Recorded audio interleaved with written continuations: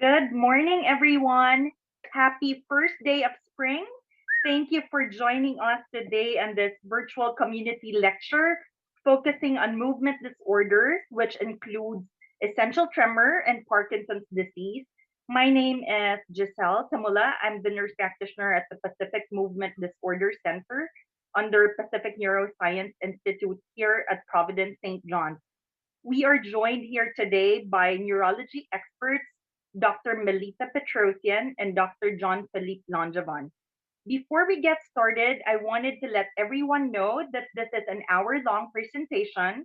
We will have plenty of time for questions at the end of both presentations. Please use the Q&A box to type in any questions you have throughout the presentation, and we will do our best to get to each question at the end. We will not be opening this up for attendees to speak on this webinar. Before I introduce our first presentation presenter this morning, I wanted to share a few information about the Pacific Movement Disorder Center here in St. John's. Our center is of excellence, aims at treating patients holistically. We provide different programs to help our patients and their family through education and support services. This includes programs such as Life in Motion, which is a support group for Parkinson's disease. We do have PRESS, which is Parkinson's Resource and Education and Support Services. These are for newly diagnosed patients and their family to help them navigate through Parkinson's disease. It's an 8-week lecture series. And we also do have a monthly webinar called Everything Parkinson.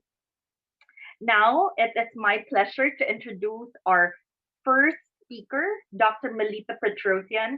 She is a board-certified neurologist and movement disorder specialist, as well as the director of the Pacific Movement Disorder Center located here at Providence St. John's Health Center. Dr. Petrosian uses multidisciplinary approach to movement disorders, which includes utilizing the latest imaging techniques for appropriate diagnosis, optimizing medical treatments, Botox injections, and coordinating with care with special physical therapists, occupational, and speech therapists. Dr. Petrosian provides assessments for candidates for deep brain stimulation surgery for PD, essential tremor, and dystonia patients. She guides patients throughout the pre and post operative period and creates a custom tailored program of deep brain stimulation settings. It is with great pleasure that we present to you to introduce to you today Dr. Melita Petrosian. Thank you, Giselle. Appreciate it. Thank you, everyone, for joining us on this beautiful Saturday morning. I'm going to share my screen. That should be right. And I'm actually using closed captioning today. So new feature with PowerPoint. So hopefully it'll translate everything that I'm saying correctly. And we'll get set. I'm really excited about today's talk because there have been so many changes in what we can offer for treatment in Parkinson's disease and to a lesser extent essential tremor. So I'm happy that all of you could join us. We will, oops, let me see how I'm going to advance my slides here. There we go. So we're going to talk about, we're going to start by talking about the motor manifestations or symptoms of Parkinson's disease, some changes in medications that have become available in the last 6 years, it's surgical treatment options and advances, as well as management of essential tremor. Dr. Langevin will be speaking after me, and he'll be going into more detail about surgical options as well. So to start with, Parkinson's disease, as you may know, is a neurological condition affecting the part of the brain that I like to call the autopilot. That means that it affects the subconscious and automatic movements, such as arm swing, facial expression, voice. It can cause a slowing and a smallness of movement. We call that bradykinesia. That can result in a sensation of movement becoming more slow, reaction time being slower, trouble with coordination with fine motor movement, slurred speech, and small handwriting. It also typically manifests with rigidity, which can be experienced as stiffness, and can be thought of as a reduced ability of the muscles to relax. This can occur in the arms, legs, hands, feet, neck, etc. And it can also manifest with rest tremor, although about a third of patients with Parkinson's never manifest tremor. Parkinson's also manifests with postural instability, meaning an inability to recover the balance once the center of gravity has shifted out of place. And freezing, especially of gait, which is sometimes called by my patients stutter steps, which is where the initiation of movement of walking isn't as smooth or isn't as quick as it should be, and patients can feel frozen in space, and that's why it's called freezing. Now, of course, there are many non-motor symptoms of Parkinson's, which I'm not going to go into detail today. This can include cognitive changes, anxiety and depression, constipation, loss of sense of smell, and those do have some treatments for in many cases, but the treatments that we're going to be focusing on today are really going to be about the motor symptoms. So the concept is within that autopilot of the brain, or in medical terms, the motor circuitry, the neurotransmitter or brain chemical that is mainly involved in getting that circuitry to go is called dopamine. And dopamine levels are reduced in patients with Parkinson's, and therefore the mainstay of treatment is how do we get dopamine levels back up? And the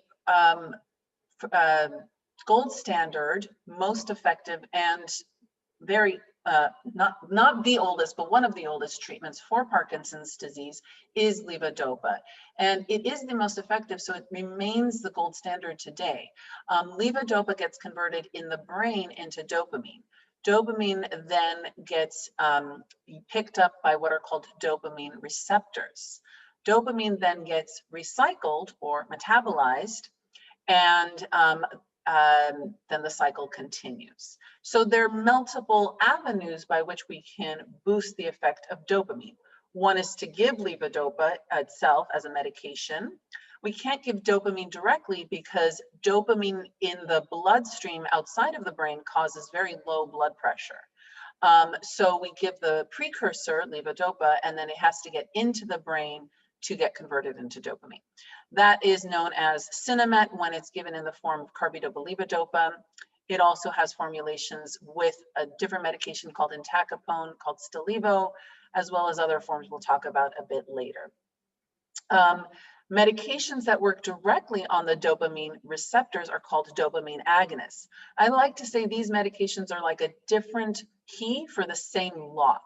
And these include pramipexole, ropinirole, retigotine, and apomorphine. Then there are the medications that reduce the metabolism of dopamine, such as the MAOB inhibitors, rasagiline, selegiline, and safinamide, and those that inhibit the metabolism of levodopa, such as entacapone and opicapone. As the years go by, when somebody has Parkinson's disease, they may shift from the initial, on the left side of the screen, state of being relatively well controlled on 3 or 4 doses a day of levodopa, and each dose working reasonably well, lasting long enough until the next dose, where patients feel that improvement in their slowness, stiffness, and tremor that lasts relatively well throughout the day, so long as they're taking their medications on time. Unfortunately, as the years go by, patients can develop what are called motor fluctuations, meaning the medication takes too long to kick in, it doesn't last long enough, or just never kicks in at all, and that manifests as what we call off time. When a person feels off, it is the same symptom of before they got started on levodopa: slowness, stiffness, tremor, but can also manifest with what we call non-motor off symptoms, such as confusion, anxiety, fatigue, And the off time is then relieved when the medication kicks in, which we call on. Unfortunately, many patients who experience off time also experience what we call dyskinesias. Dyskinesias, that's Greek. Dys means abnormal, kinesia means movement. Dyskinesias are abnormal involuntary movements. This does not include tremor, but it is a levodopa-induced phenomenon. It is not something that the Parkinson's causes on its own. It's not something that levodopa causes in cases of non-Parkinson's levodopa use. It's really an intersection between the Parkinson's disease and the brain changes that occur with it and the levodopa specifically. So sort of a visual example would be like kind of some wavy or kind of rhythmic, non-rhythmic, kind of wiggly kind of movements. It can occur in the head, in the neck, in the trunk, in the arms, in the feet. And they can be relatively unnoticed by patients or by their family. They can be very mild, or they can be more bothersome and more noticeable. But only about 20% of people who do experience dyskinesias find them troublesome. Certainly the thought of dyskinesia sounds very scary to many people, but many people who do experience them find the dyskinesias less bothersome than the symptoms of off time. But they do occur in about 50% of people who have been treated with levodopa for 5 years, and about 40% of patients who've been on levodopa for 5 years experience troublesome on-off fluctuations. This is important to clarify. That does not mean that levodopa has a shelf life of 5 years. It is really tied into the dose as well as how long the disease has been going on. So we don't think that delaying levodopa initiation would prevent these issues. So what can we do when somebody's experiencing off time? Well, we can try a longer acting form of levodopa, such as controlled release or Rytari, which is an extended release capsule. We can try even longer acting levodopa. Duopa is the levodopa intestinal gel infusion. It does require the implantation of a feeding tube, but it isn't used as a feeding tube. It is a tube that goes into the small intestine so that the medication can bypass the stomach and get directly infused on a continuous basis rather than only spaced out every 3 hours or 4 hours or what have you. So it provides the same benefit as levodopa, but with a smoother concentration over the course of the day. Future options that are looking very promising include a patch pump form of carbidopa levodopa. This will be somewhat similar to an insulin pump, where the infusion goes into the skin through a patch, but patients will have an external pump that they will wear on their belt with the liquid formulation of carbidopa levodopa. These are recruiting phase 3 trials. There's 2 companies that are enrolling this. And so far, this is looking promising. There is now an inhalable form of levodopa because we know that the gut can be very slow in people with Parkinson's, causing a delay in the of each dose, as well as changes in the gut microbiome, which can interestingly affect the metabolism of levodopa.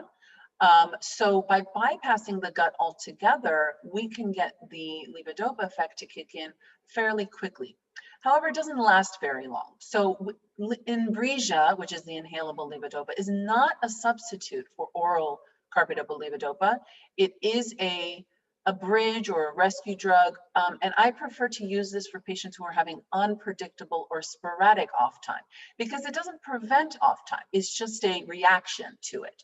So it can really help, for somebody who wants to stay independent, wants to be able to drive, but is not sure when they're going to be suddenly off and can't wait an hour for their medication to kick in if they're, out at a dinner party or something like that. So they can have the Invasive in their purse or man bag, if you will, and be able to have that rescue effect kicking in fairly quickly within about 15 minutes and lasting a reasonable amount of time.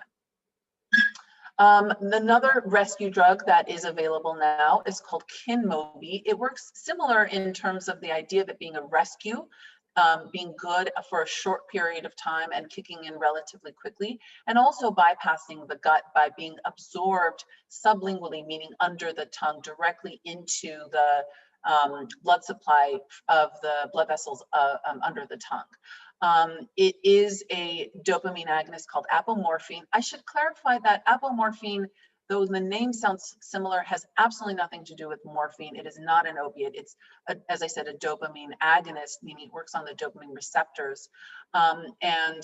This can work really well for patients. It's very potent, but it can cause nausea as well as other side effects. Again, as with Invasive, this medication does not prevent off time. It's just a reaction to it. Another new medication is called Norians. This one bypasses dopamine entirely. Again, this would be given with carbidopa-levodopa. None of these are substitutes for people remaining on a carbidopa-levodopa regimen of some sort. But basically the concept is that there's a stop and a go in our motor circuitry. The go is the direct pathway and it utilizes dopamine to promote movement. The stop or no-go is the indirect pathway and that inhibits movement. And there are more adenosine A2A receptors in that pathway. So by blocking adenosine A2A using this medication called istradefylline or Norians, we can block the inhibition. So that's a double negative, if you will. You kind of take away the brakes and more movement can occur. So this is a once-a-day medication, again, taken with carbidopa-levodopa. It can exacerbate dyskinesias and hallucinations. So dyskinesias, unfortunately, are a common side effect of higher doses or higher frequency of levodopa, as well as other management options such as COMT inhibitors like entacapone and opicapone, the Norians, as I mentioned, and Inbrija. So it is a kind of relatively common for people to kind of get stuck between a rock and a hard place when it comes to the off time and dyskinesias. So how do we manage that?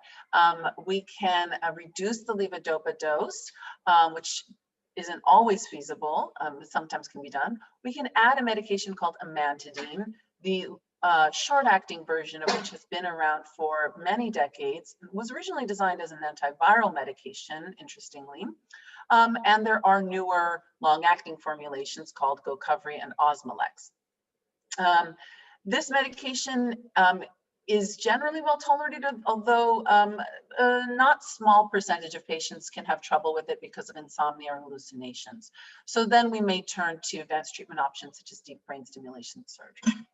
So there have been 9 new medications for the treatment of motor symptoms that have become FDA approved since 2014, and we have begun using this in our clinic, which is really amazing, honestly. Like it's very, very gratifying that all of the participants in the clinical trials have done so much work to allow for this to come to our patients. I think our main limitation, honestly, has been cost issues, because just because a medication is FDA approved does not mean that the insurance is going to cover it, or that the cost within the insurance coverage isn't going to be somewhat exorbitant. So that's an ongoing issue that will need to be somehow managed and addressed going forward. So moving on to deep brain stimulation. So DBS for short is like a pacemaker for the brain. It is it's somewhat similar to the idea of a pacemaker where there's a battery and a computer that's implanted and then electrodes. However, instead of it going into the heart, the leads are going into the brain. Despite the name, stimulation of the deep brain areas actually inhibits overactive areas of the brain, abnormally overactive areas of the brain. So for Parkinson's disease, it inhibits 2 parts. One is called STN or the GPI, and for essential tremor, it inhibits the tremor generator of the brain called the VIM of the thalamus. So the effect of DBS is to, in Parkinson's disease, allow the medication, the levodopa effect, to last longer during the day. It treats tremor, slowness, stiffness, and dyskinesias, and it can reduce off time significantly. This is not experimental, though it certainly sounds somewhat science fiction-y. It's been around for quite some time, and it got FDA approved for essential tremor and Parkinson's tremor in 1997, so quite a long time ago. There have been many advances made recently, because there's been a change in the number of companies that are now making DBS. So now there's been some competition and some advances in the last 5 years. So benefits of DBS for Parkinson's disease: on time, typically on average, is improved by about 5 hours a day, which is really great. And tremor and dyskinesias can be reduced by about 60 to 75% on average. The quality of life is improved, and there's often a reduced need for medication, but only by about 25%. I always caution that medication reduction isn't the main goal of DBS. The main goal is to improve and maintain independence by reducing off time. So the reduction of medication is sometimes important, but it's not always the main goal of treatment. It is important to remember that DBS is not a cure. It doesn't stop the disease from progressing, and it doesn't help those non-motor symptoms of cognitive issues or emotional issues. And some of the motor symptoms, such as balance, gait, and freezing, sometimes do not respond to DBS. Occasionally, if we have a patient whose freezing or gait issues are very levodopa responsive, like they're walking fantastic when they're on and they're walking and shuffling when they're off, then those types of gait issues will respond to levodopa. But if they're freezing, regardless of if they've taken their medication or not, then the DBS won't really help for that. A good way to think about it is that the DBS will provide the best on that a patient experiences, with the exception of reduced dyskinesias and improved tremor, because some patients with tremor predominant Parkinson's don't really find their tremor getting better enough with levodopa, especially with lower doses or doses that they can tolerate. So DBS can do better than medication for the treatment of tremor in Parkinson's, and DBS can be really useful for patients who cannot tolerate levodopa because of nausea or lightheadedness. Of course, any brain surgery has risks. The most likely are postoperative headache and some discomfort or pain, which of course is temporary and to be expected. The greater concern would be an infection of the hardware, because that can sometimes require a removal or replacement of the hardware. And this we try to avoid by advising patients on how to keep the area very, very clean. Hemorrhage and stroke, extremely, extremely rare. There should be an expectation of a need for repeat surgery, because the non-rechargeable batteries will need to be replaced every 3 to 5 years, and the rechargeable batteries are replaced every 15 years. So most patients will require a repeat surgery just for the placement of the battery and computer. Dr. Longevan will go into more detail about that. And there can be issues with the stimulation causing trouble with sleep, language, and mood, which typically can be adjusted by making changes to the programming settings. So who's a good candidate who has Parkinson's for DBS? A good initial response to levodopa, with the caveat that many tremor patients don't respond as well to levodopa, but still do really well with DBS. On-off fluctuations, troubling dyskinesias, disabling tremor. We want to make sure patients don't have any dementia or severe depression, so we always do a detailed neuropsychological evaluation for anybody who's considering DBS. We do a very detailed, specific MRI that we look at to make sure it's normal for their age, as well as for surgical planning. And we want to make sure that they're in good medical health and that they have realistic expectations. Again, it's not going to prevent progression of the disease. When is the right time for DBS? This is a really important point, because I think a lot of people believe that DBS is a last resort. oh, well, I'm too good. I don't need DBS right now. And yet they're struggling with their off time and they can't really predict when they're going to be able to get out of the house because of their off time.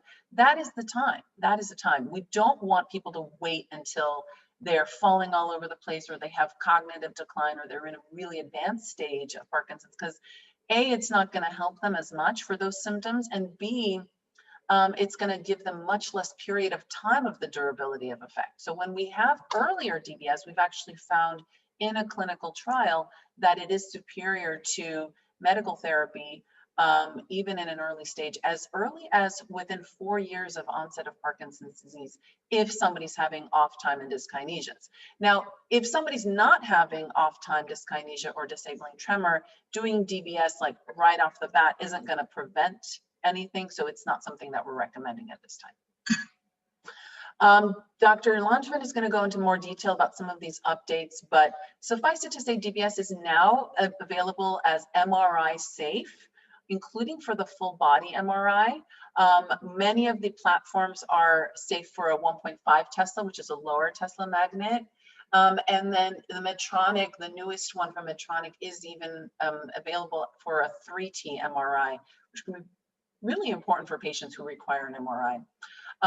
The three platforms Dr. Longevan will discuss are the Medtronic, Abbott, and Boston Scientific. I'm going to go into a little bit more detail about the Medtronic BrainSense technology, because there's now an ability to record brain activity using something called local field potentials. So what's next? What's kind of after where we're at right now? There is something that we're excited to see coming down very soon, we believe, called adaptive closed loop DBS. So to think about the kind of difference between, or what adaptive DBS is going to give us, we have to talk about what is the current way that DBS works. What we call conventional DBS is always on. What that means is that once the stimulator is turned on, then we look clinically for improvements in slowness, stiffness, and tremor. And then Dr. Langevin, myself, or Giselle, our nurse practitioner, within that programming session, we change the output of the stimulation.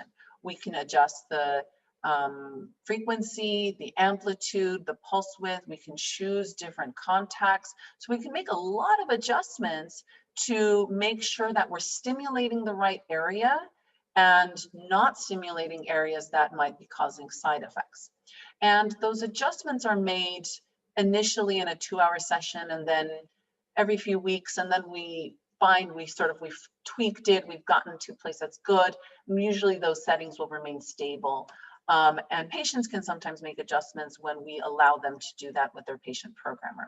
But because the stimulation is always on, I'm going to point your attention to that area on the bottom where it says C. If you think about Parkinson's, there is the state of being on where the tremor is under good control, the slowness and stiffness is under good control. We're going to call that the normal brain state. And then there's the symptoms of being off, or tremor, slowness, stiffness. We're going to call that the abnormal brain state. With conventional DBS, DBS is always on, whether the brain state is normal or abnormal. Adaptive or closed loop DBS would only turn on when the brain is in an abnormal state, and then it would turn off when the brain goes into a normal state. So it would be reacting or adapting to what the brain is telling us it needs on a second by second or minute by minute level. When the stimulation is always on, regardless of what the brain state is, theoretically that can contribute to side effects, and of course it can result in requiring more battery use than when you're being adaptive and only using it when you need it.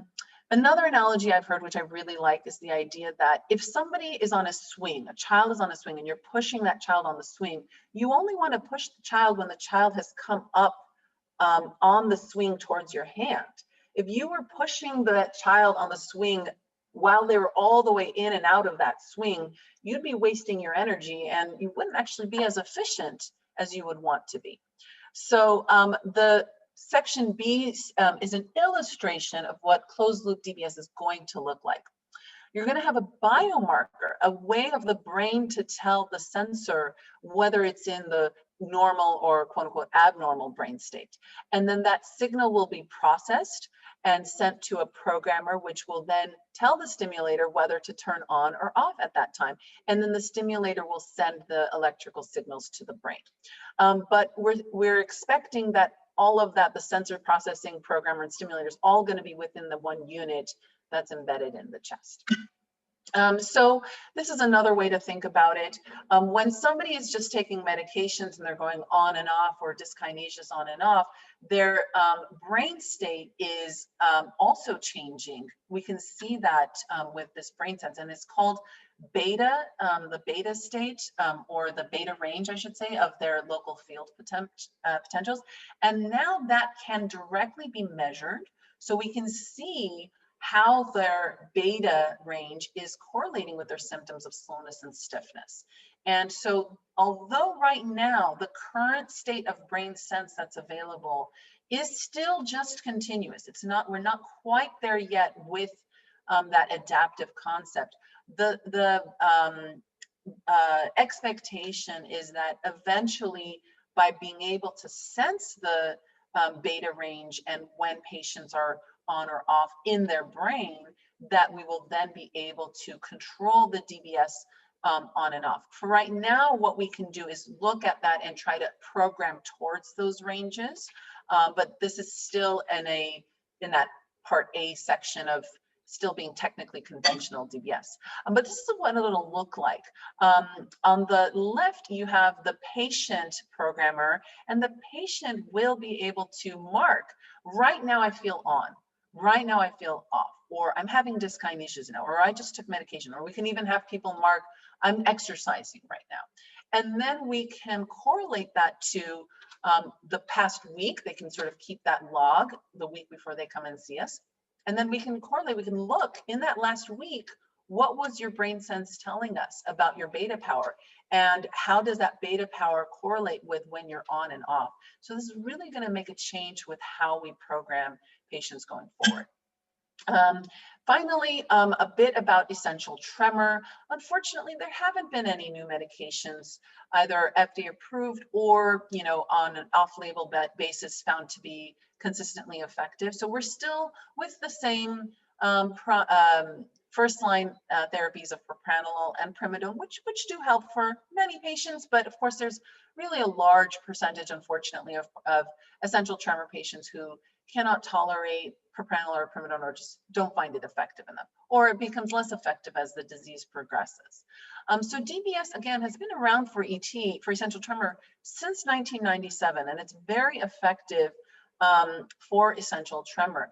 But these new advances that, again, Dr. Langevin is going to go into more detail, have been really helpful for essential tremor patients, as well as the new availability of something called focused ultrasound, which is a way to use about 1,000 beams of ultrasound waves to literally increase the temperature within those tremor generators of the brain, called the VIM of the thalamus, and create a small hole in that area to silence the tremor, or I should say reduce the tremor significantly. This is a non-incisional procedure, so there's nothing implanted, there's no cuts that are made into the brain. But I don't like to call it non-invasive, because it is a procedure that is being done to the brain. So I like to call it less invasive than DBS. And it did also get FDA approved for tremor predominant Parkinson's disease, when patients are really only having tremor symptoms and not a lot of other symptoms like off time or dyskinesias. And then there is a non-invasive neurostimulation device called Calatrio, which has been helpful to some of our patients. I really think this technology is going to be really promising in the near future. I think it needs a little bit more tweaking and advances that are needed. As of right now, it's very safe, it's non-invasive. It is a customized stimulation, electrical stimulation of the radial and median nerves in the hand, on the wrist, that is to say, to reduce hand tremor And it works reasonably well, but it doesn't quite last long enough during the day, and it's not yet covered by insurance. So when it is covered by insurance and when they've made some advances, I think this is really going to take off for patients who are just not quite ready yet for DBS or focused ultrasound, but feeling like the tremors are not well controlled enough on medication. So, you know, there really have been a lot of advances, and there is still research being done for essential tremors. So it is a, you know, good time in terms of trying to help our patients with where they're at. And with that, I'll turn it over to Dr. Langevin, and then I'll take questions afterwards. Thank you so much, Dr. Petrosian, for that very wonderful presentation. It definitely gives us a deeper understanding of PD and other movement disorders and the treatments, advanced treatments. Very exciting time. So on that note, I'd like to introduce our next speaker, Dr. Jean-Philippe Langevin. He is a board certified and fellowship trained neurosurgeon specializing in the surgical treatment of movement disorders, epilepsy, and psychiatric conditions. He has extensive experience using neuromodulation to treat conditions such as Parkinson's disease, essential tremor, dystonia, epilepsy, and OCD or obsessive compulsive disorders. He employs a variety of treatment modalities, including deep brain stimulation or DBS, vagal nerve stimulation, VNS, and interstitial laser ablation. He is also the director of the Restorative Neurosurgery and Deep Brain Stimulation Program here at the Pacific Movement Disorder Center, located at Providence St. John's Health Center. Help me, everyone, to welcome our next speaker, Dr. Jean-Philippe Langevin. Thanks, Giselle. Yeah, so my part, I put up my slides there, and I wanted to discuss more the surgical option that relates to deep brain stimulation. And basically my agenda, or what I would like to cover, is to answer three basic questions, right? So like, who should consider DBS, or when should you consider DBS? And then, you know, more importantly, what can you expect from the therapy itself, like as you go through the steps of the surgery? And finally, what would the surgery entail if you elect to go with the surgery? So just to dive right into it. So when should people consider DBS, right? So like as Dr. Petrosian touched upon some of those themes. One of the first thing is when you experience too much off time. One of the best predictor of success with DBS therapy is the response to medication, in particular Sinemet or Levodopa. However, you know, people end up having situations where they have to take Sinemet very frequently throughout the day. Sometimes it takes a while for the medication to kick in. And then the time off were pretty abrupt, where like you feel well for a period of time, but then abruptly the medication wears off. And that can happen at inopportune times. So you might be venturing out of your house for shopping or performing your hobbies. And then all of a sudden you have like the severe symptoms of Parkinson's disease. And so as a result of that, people avoid doing their hobbies and performing those activities. Another theme would be intolerance to Sinemet or to other medications with Parkinson's disease. So there's been a lot of advances, as Dr. Petrosian said. You know, a lot of new medications have come out, but on occasion patients are unable to tolerate side effects. You know, whether it be a psychological side effects. So some people have gambling tendencies or other impulsive tendencies with the Sinemet, or other side effects that can occur. In that case, DBS can be beneficial because it's a different approach to treating the symptoms of Parkinson's disease. And so on occasion, or for most patients, we can reduce some of the medications that are being used, the frequency at which it's being used, or the dosage. Independent to the response to medication, DBS can treat the tremor. So for some patients where the tremor is very severe, or that there would be dyskinesia, so like too much movement with the medications or without the medication, then in those cases, DBS can offer improvement above what you could expect just from the meds. And finally, in a nutshell, so if you're suffering from Parkinson's disease and you're thinking about having to stop performing your hobbies because of those, features that I've mentioned there, so some of those problems, or certainly if you're thinking about stopping your job, but otherwise, you're still at an age that you would have preferred to continue working. So that's really a good time when you want to ask your physician about the option of DBS, because the role there is to keep you performing those activities as long as possible. So I put up these slides to answer some of the questions that patients ask me oftentimes, in relation to DBS. So in relation to sports and activities. So really after DBS, there shouldn't be any limitations into the activities that you can perform as it relates to sports. We place the device in such a way that it won't impede with your sport. So we've had patients who, for example, play tennis or bowling. And so then we'll decide where to place the generator, so the battery, on the side that's less dominant in terms of their natural stance performing the sports. But really, we put all the effort that the goal of the therapy here is to return you to your hobbies and your activities and not to limit you. So from the surgery itself, from the device itself, there won't be any limitation into the activity that you can perform. So on occasion from the disease, obviously that you will experience some limitations, but the goal here is not to place an implant that's gonna anchor you down. So the purpose is to place an implant that's gonna allow you to return to your activities. Another question that comes up is the battery maintenance. So how long does the battery last? How frequently does it need to be replaced? And so that depends in part to how much energy is needed for the stimulation. And on average, it's about 4 to 5 years. However, we have rechargeable battery options that can last upward of 15, 20 years currently.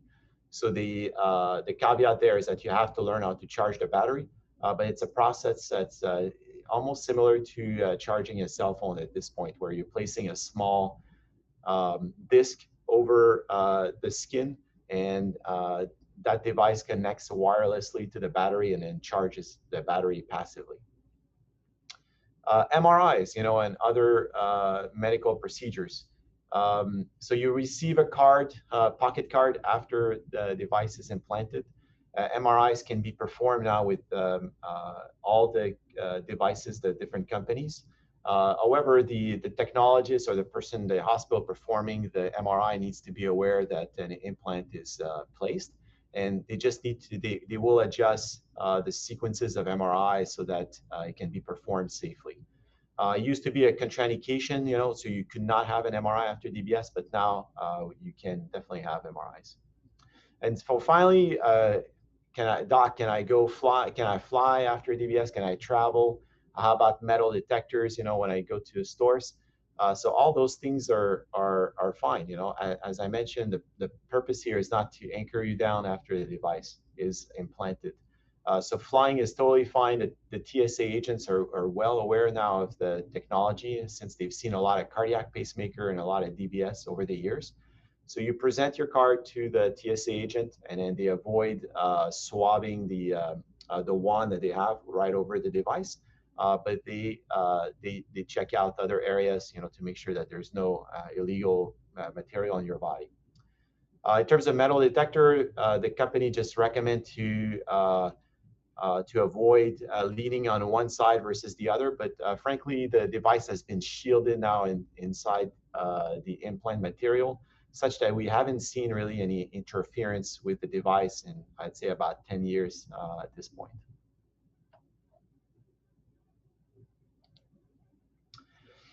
And so I have videos here showing some of the improvements that you can expect from DBS.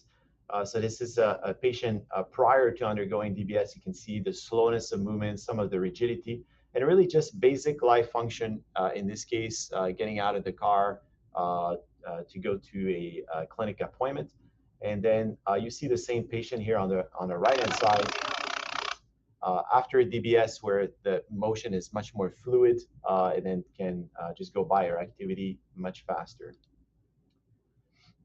I mentioned the tremor control. And so this is a patient who underwent DBS specifically for tremor. Pause here, one of the video. Oh, let me see here, go back. Gonna try to synchronize those videos.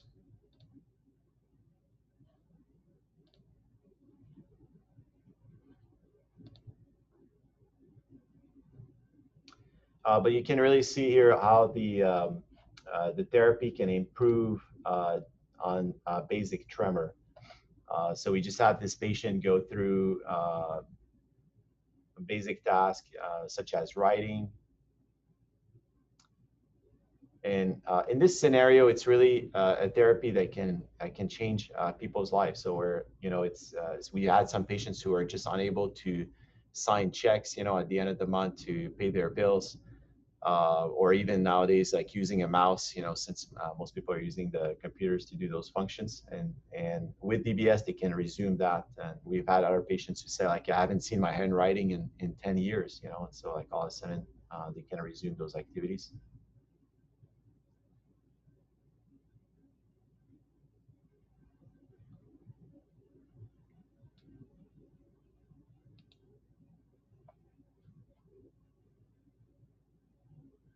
And the effects here of DBS are, in this case, are essentially instantaneously, almost on the operating room table, we can see a difference in the handwriting. And as you can tell, like this patient was just immediately turned on and then obtained the tremor control immediately. And the last thing we want to show here is another basic function, such as drinking from a cup. And oftentimes those patients give up on going to restaurants or use straws, but you can see with the DBS, they can then resume all those activities.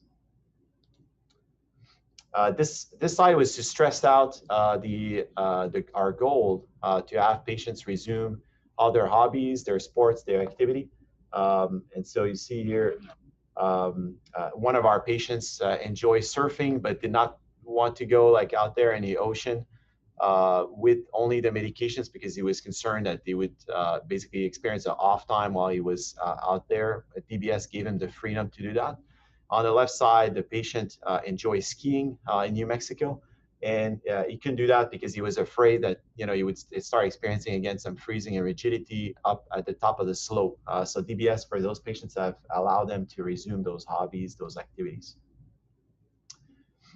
In the last 5 years, we've really seen an improvement in the quality of the implant. So there's been some technological improvements, and I just want to highlight a couple of those things. So currently we have 3 vendors competing against each other, which is really pushing the field forward.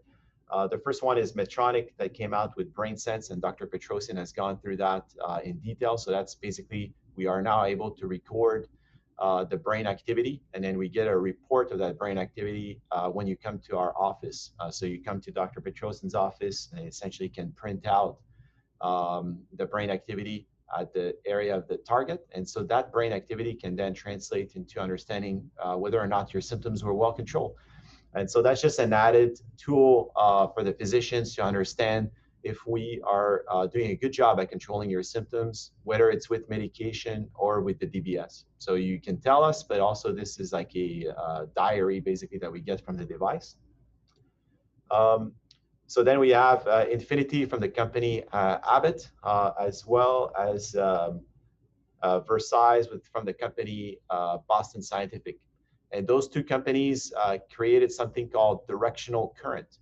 And it created this illustration here to explain what that is. And so imagine that you have electrodes that are going to a precise location inside the brain that we are stimulating. And then you come to see Dr. Petrosian to make an adjustment to that stimulation. And directionality just allows Dr. Petrosian more tools to shape that electricity exactly where it needs to go. So in the older technology, you can see here a circle around the electrode. And in this case, this part of the circle on the right-hand side is encroaching on a nearby location inside the brain. And so that can limit how much electricity, how much stimulation can be provided to that area. With the newer directional current leads, The current can be shaped only, in this case, on the left-hand side. So we tell the device we only want to stimulate that smaller area on the left-hand side, forget about the one on the right side. And so this allows us to use less energy, first of all, and to concentrate it where it really needs to go.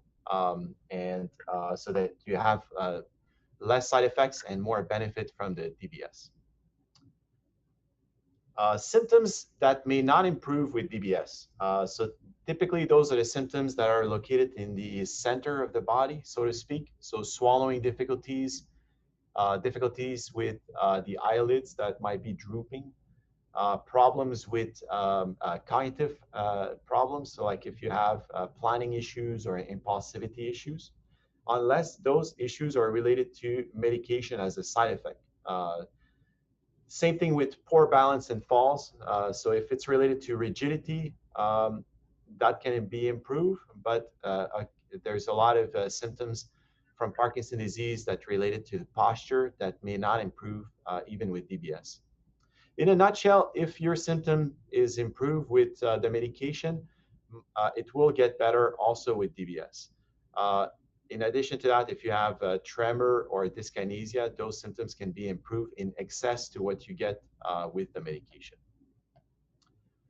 So last part, just to go over our approach on how we perform, what the things that we focus on, in terms of the surgery at St. John's Hospital, as well as that Pacific Neuroscience Institute.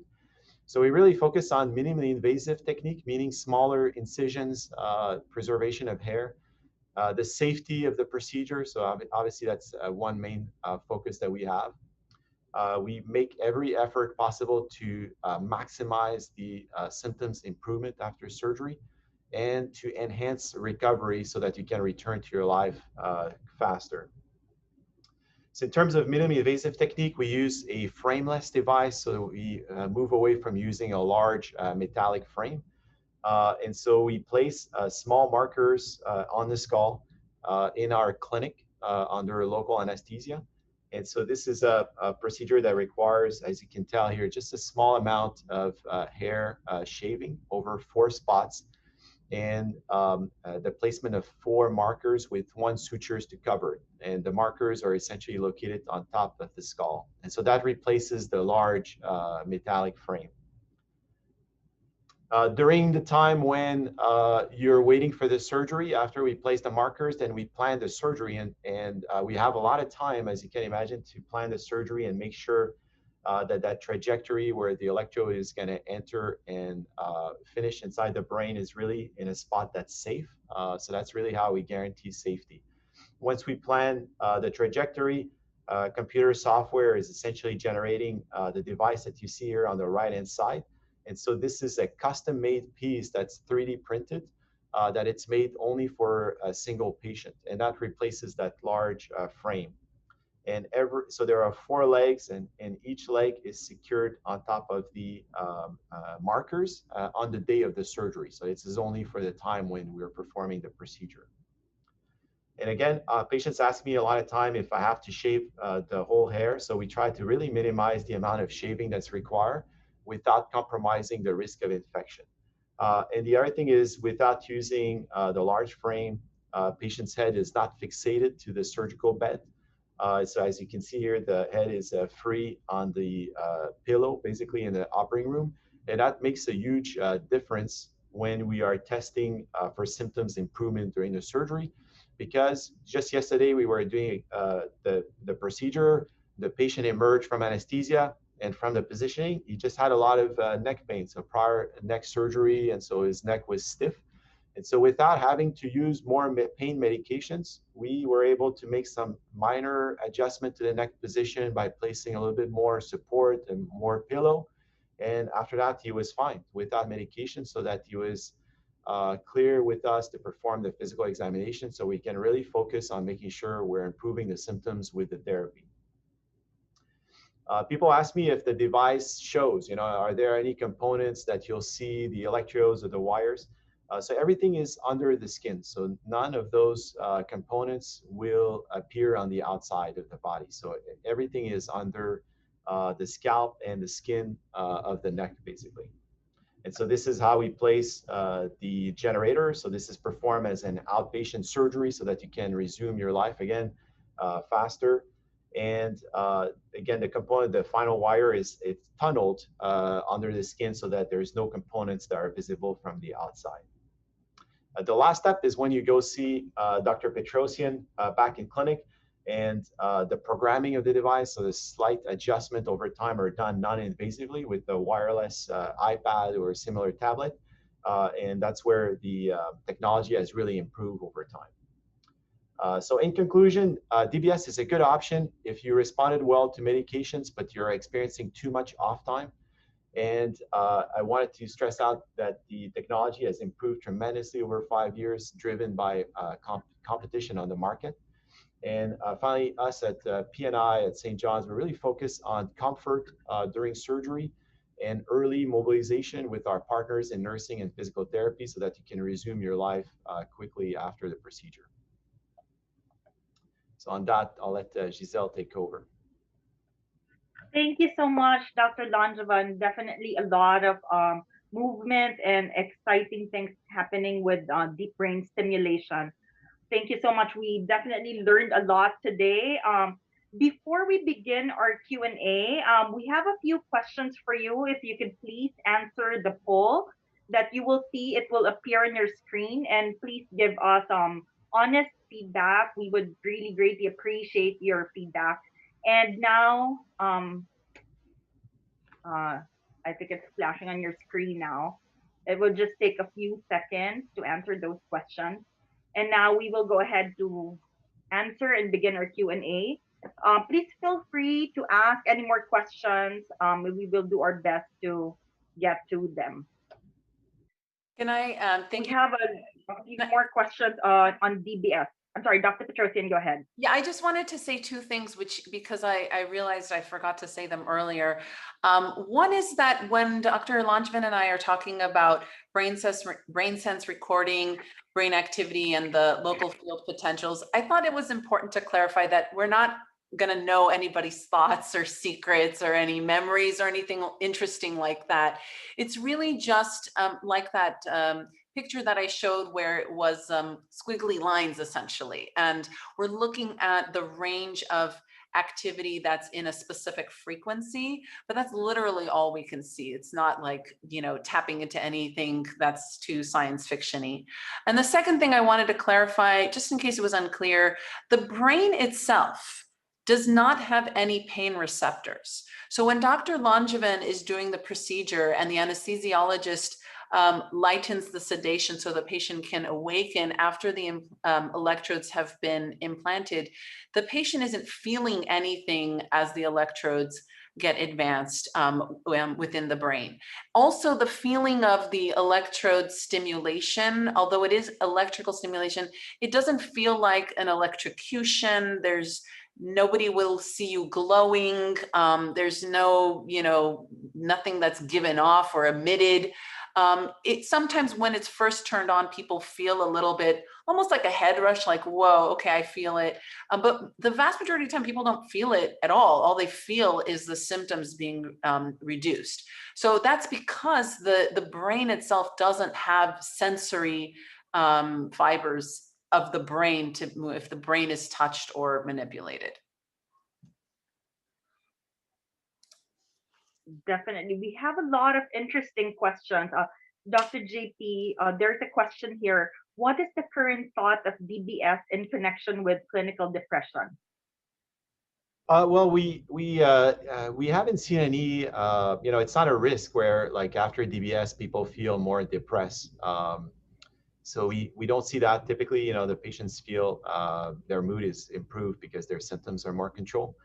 In fact, there's been DBS applications for the treatment of depression, although this is still under research. But it's not that with the DBS therapy, patients will feel like depressed, anxious, or things of that nature. Some of the side effects could be related to impulsivity if you've had those issues with Cinemet and Levodopa. But by selecting a target away from those areas, then we can avoid those kinds of side effects as well. So there's really no depression-related side effects with DBS. Dr. Langevin, could you also comment on, because you have experience with VNS and then TMS that's being used for clinical depression, and maybe also mention the role of DBS in other psychiatric conditions like OCD and those kinds of things? Yeah, so with DBS, it's really a tool, that currently we are exploring at other disease process, So for example, post-traumatic stress disorder, I mentioned depression. Obsessive compulsive disorder is the only psychiatric diagnosis that's currently approved under by the FDA currently.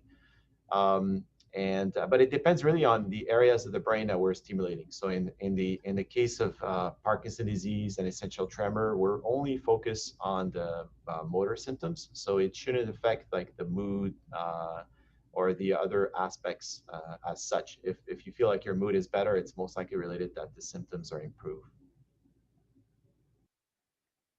There is one question about with regard to essential tremor, whether DBS is used to improve symptoms and other treatments of EP. Well, essential tremor is one of our best indications for DBS, and for two reasons. As I mentioned, tremor improves in excess to medication in the case of Parkinson disease. But also in the case of essential tremor, typically the medication is not as successful as it is for Parkinson disease. And so the medical options there are limited, and the conditions are very, limiting for the patients as well.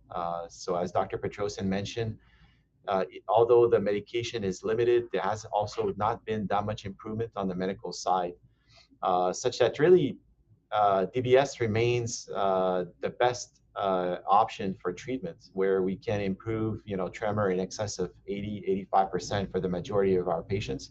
And what we hear over and over is that it's essentially a life-changing treatment where patients can resume essential functions such as going to the restaurants, eating with friends, as well as signing checks, using a mouse on a computer. Essentially like basic stuff that allows people to stay at home without the need of like exterior help. So it's really like the DBS in essential tremor is really like a life-changing therapeutic option. Definitely. It's already 11:03, so I'll do one more question. Is DBS only used with levodopa treatment, or can it be used on its own? Yeah, so we do have some patients, I have two that come to mind right now that they couldn't tolerate the levodopa for one reason or another, and they did really, really well with DBS. They're very pleased with their efficacy, and they're not on any levodopa at all. So it can be used if somebody has a very clear diagnosis of Parkinson's disease, but they just cannot tolerate levodopa. Those patients can be candidates. However, if somebody is thinking about, well, I don't even want to do levodopa, I don't even want to try it, that's not really appropriate. It really is better to do levodopa first, see how somebody does, and then think about DBS, because actually we do have many people who can, live many years with, reasonable levodopa regimens of 3 or 4 times a day and feel like they're functioning really well. So it doesn't quite make sense to skip to the surgery when many people are able to maintain good control and independence for many years. Okay, I can thank you answer so the much, rest of Dr. the questions in the chat, I think. Okay, awesome. Thank you all very much for taking the time to listen and ask questions today. Definitely a big thank you to both our physicians, Dr. Melita Petrosian and Dr. Jean-Philippe Langevin, for taking the time to provide us with this valuable information. We will be sending a recording of the presentation to all attendees for you to have. We will also be posting this on our Facebook page for everyone to be able to view and share. You can find us at Prov St. John's, as well as also at Pacific Neuroscience Institute on Facebook. For for additional information or to schedule a physician appointment, please call 310-582-7433. Thank you very much again, and have a great rest of your weekend. We will try to get to your questions for those that we have not answered live. Thank you. Have a great weekend, everyone.